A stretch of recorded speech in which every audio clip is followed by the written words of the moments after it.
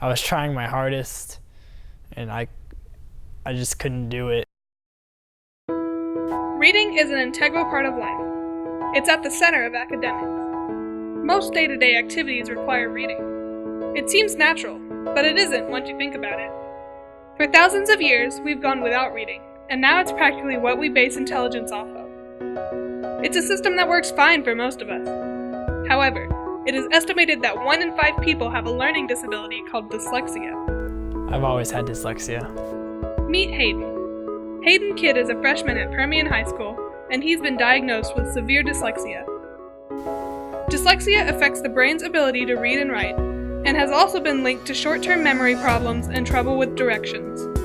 There is no cure for dyslexia.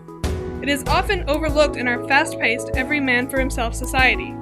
So how do students with dyslexia keep up? It was kind of a struggle. Really had to, even if I did think stuff out, it didn't really help me very much because I would try to think it out and I still didn't know, what the answer was, or I'd have trouble reading and it'd take me 2 minutes to get down 3 words or something crazy like that. Many kids aren't tested until 3rd grade. Hayden went through kindergarten and 1st grade with no help. So for Hayden, before we knew that he had dyslexia, in kindergarten we asked his teacher if that could be a chance for him having that. We had noticed some letters were reversed and some numbers. We asked again in 1st grade and they told us he was too young to be diagnosed at that time. Normally they diagnose in 3rd grade because it's not unusual for children to write letters and numbers back at that age.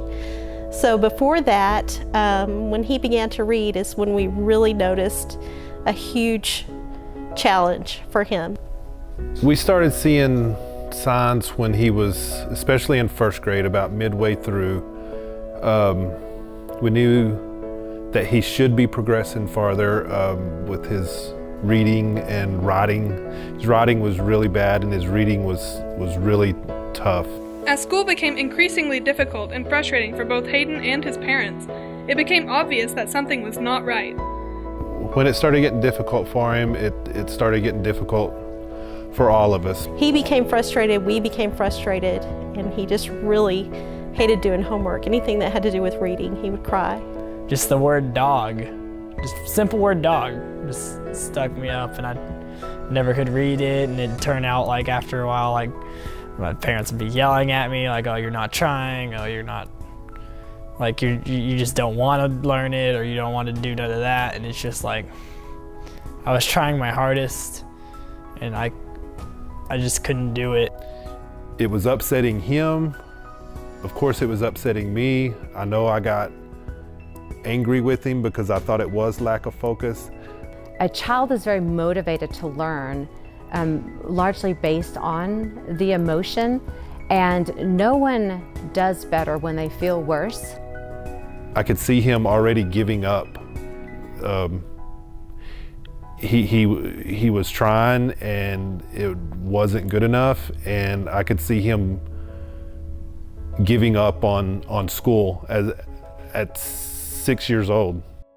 The summer after his 1st grade year, he was tested and diagnosed. I don't really remember the test, but the part I do remember is whenever we were in the office and they said that I was positive for having dyslexia, and it was kind of haha, I'm not just stupid. It was a reason that this was happening. It wasn't that he wasn't trying. It wasn't that we weren't being good parents. It was, although we didn't know what was in front of us, at least there was an answer as to what was going on.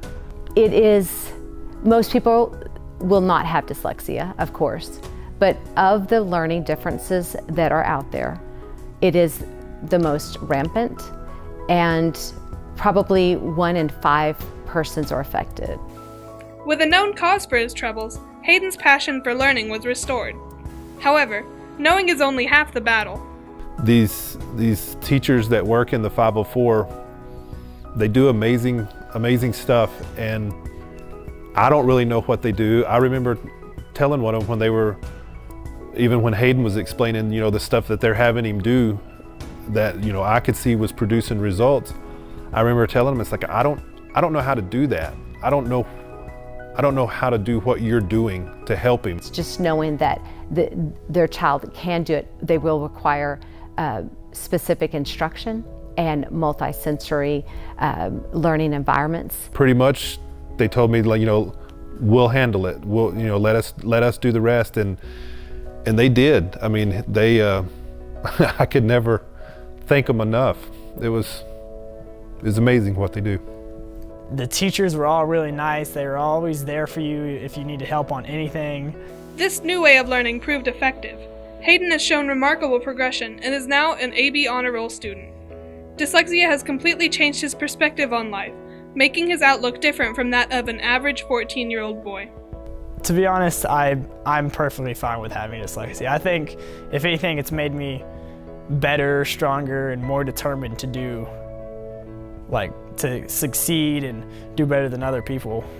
His self-confidence was boosted. From that point on, he was willing to work. Without a doubt, society as a whole is not a friendly place to those with dyslexia. However, Hayden is a living, breathing example that with the right tools and knowledge, anyone can flourish.